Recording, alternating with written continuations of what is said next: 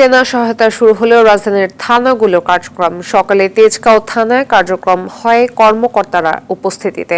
সেনাবাহিনী জানায় স্থানীয়দের সঙ্গে কথা বলে আশ্বাস পেয়েছে থানায় আর কোনো প্রকার হামলা হবে না। পুলিশ কর্মকর্তারা জানায় পুলিশ ভীতিকর অবস্থা কাটিয়ে উঠতে পেরেছেন। তেজগাঁও থানায় প্রায় 40 জন সদস্য ইতিমধ্যে যোগ দিয়েছে। জনগণের আবারও আস্থার জায়গা নিতে আহ্বান জানান ডিএমপির তেজগাঁও ডিভিশনের এখন পর্যন্ত 6টি থানার মধ্যে 3টি থানার কার্যক্রম শুরু করার চেষ্টা করা হচ্ছে। গণ্যমান্য ব্যক্তিবর্গ, students, teachers, scouts, BNCC, answer বাহিনী, তাদের সবার সাথে আমাদের সমন্বয় সভা করেছি, যার মাধ্যমে সবাই আমাদেরকে আশ্বস্ত করেছেন যে পুলিশকে নতুন করে রিফর্ম করে তাদের কার্যক্রম অল্প সময়ের মধ্যে শুরু করার জন্য তারা সকলেই আমাদের সাথে পুলিশ ভাইদেরকে সবাই সাহায্য সহযোগিতা করবে। কার্যক্রম কিন্তু সকাল 8টা থেকে আমাদের চলছে, কোথাও কোনো সমস্যা নাই। এখন সেই ভীতির জায়গাটা থেকে আমরা বেরিয়ে আসতে পেরেছি আমি মনে করি। 3টি থানায় আজকে অপারেশনাল কাজ, সকল পুলিশিং কাজ আমরা শুরু করতে পেরেছি।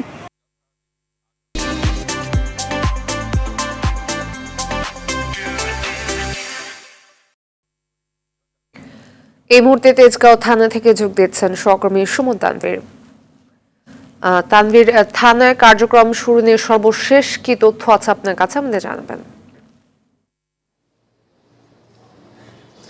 দেখেন, আপনি কিন্তু জানেন যে 5 তারিখ অর্থাৎ সরকার পতনের যে দিনটি, সেই দিনের দুপুরের পর থেকে এই ডিএমপিতে আসলে যতগুলো থানা ছিল, দুপুরের পর থেকে সব থানায় কিন্তু আসলে পুলিশ শূন্য হয়ে যায়। অর্থাৎ 5 তারিখ থেকে আজকে 9 তারিখ, এই 4 দিন কিন্তু পুলিশ শূন্য অবস্থায় রাজধানী চলেছে। এবং আপনি এই সংবাদের আগের সংবাদে জানাচ্ছিলেন যে শুধু থানা পুলিশ নয়, ট্রাফিক পুলিশের কার্যক্রমও কিন্তু কোনো ট্রাফিক দেখা যায়নি।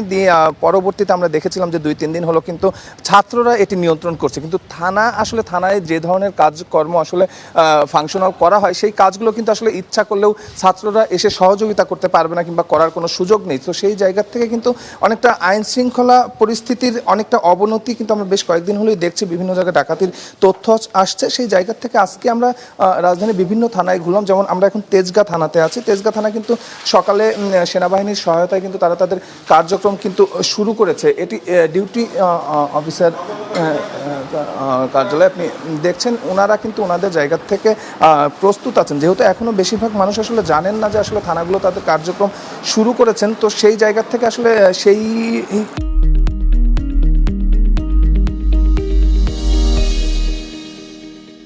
পরিমাণ কিংবা সেই হিসাবে মানুষ কিন্তু আসলে এখানে আসছেন না। তবে আস্তে আস্তে মানুষ জানতে পারবে। আমরা যেমন বনানী থানায় গিয়েছিলাম, সেখানেও দেখলাম একইভাবে তারা সেনাবাহিনীর সহযোগিতায় তারা তাদের কার্যক্রম শুরু করেছে এবং সাধারণ ছাত্র যারা আছে তারাও কিন্তু সেখানে আসছে এবং তারা তাদেরকে কিন্তু বলছেন যে তাদের আসলে কোনো ভয়ের জায়গা নেই। অর্থাৎ তাদের ভেতরে যে একটা অনাস্থার জায়গা তৈরি হয়েছে, সেই জায়গাটি কিন্তু তারা জায়গাটি নিশ্চিত করার তারা চেষ্টা করছেন যে কোনো রকম ভয়ের কোনো কিছু নাই। সেনাবাহিনীর জায়গা থেকে তাদের সঙ্গে আছেন, যারা সাধারণ ছাত্র তারা তাদের সঙ্গে আছেন। এখন পর্যন্ত পুলিশ কন্ট্রোল রুম থেকে আমরা যতটুকু জানতে পেরেছি, ডিএমপির 50টি থানার মধ্যে 29টি থানায় পুরোদমে কার্যক্রম শুরু না হলেও আংশিকভাবে তারা তাদের কার্যক্রম শুরু করেছেন। এবং আমরা সবাই জানি যে অনেকগুলো থানাতে কিন্তু আসলে আক্রমণ হয়েছে, যাত্রাবাড়ি থানা পুড়িয়ে দেওয়া হয়েছে। অর্থাৎ থানাগুলোর পরিস্থিতি, সবগুলো থানার অবস্থা কিন্তু এই তেজগাঁ থানার মতো নেই যে চাইলে এসে কার্যক্রম আসলে শুরু করা যায়। অনেকগুলো থানা আসলে কার্যক্রম শুরু করার মতো পরিস্থিতিতেই নেই। তো সেই থানাগুলো সংস্কার করা হবে। যদিও কালকে আমরা দেখেছি যে ডিএমপির নতুন যিনি কমিশনার, উনি কিন্তু বলছিলেন যে আপাতত চেয়ার টেবিল নিয়ে বসে মোটামুটি যে সার্ভিসটি আছে, সেই সার্ভিসটি যেন আমরা চালু করতে পারি, সেই নির্দেশনা কিন্তু এরই মধ্যে যারা থানার আছেন তাদেরকে দেওয়া হয়েছে এবং ওসিদের সঙ্গে নিয়েও কিন্তু তিনি একটি বৈঠক করেছেন। তো সব কিছু মিলে আজকে যেহেতু আংশিকভাবে হলেও ডিএমপির বেশিরভাগ থানার কার্যক্রম আসলে শুরু হয়েছে, তো আস্তে আস্তে থানাগুলোর কার্যক্রম স্বাভাবিক হবে সেটি কিন্তু থানার সংশ্লিষ্ট যারা ডিসি আছেন তারা কিন্তু আমাদেরকে বলছেন এবং আমরা সে আশাবাদ করতেই পারি। তো এই ছিল আসলে তেজগাঁ থানা থেকে থানাগুলোর কার্যক্রম নিয়ে আমার কাছে সর্বশেষ। ধন্যবাদ।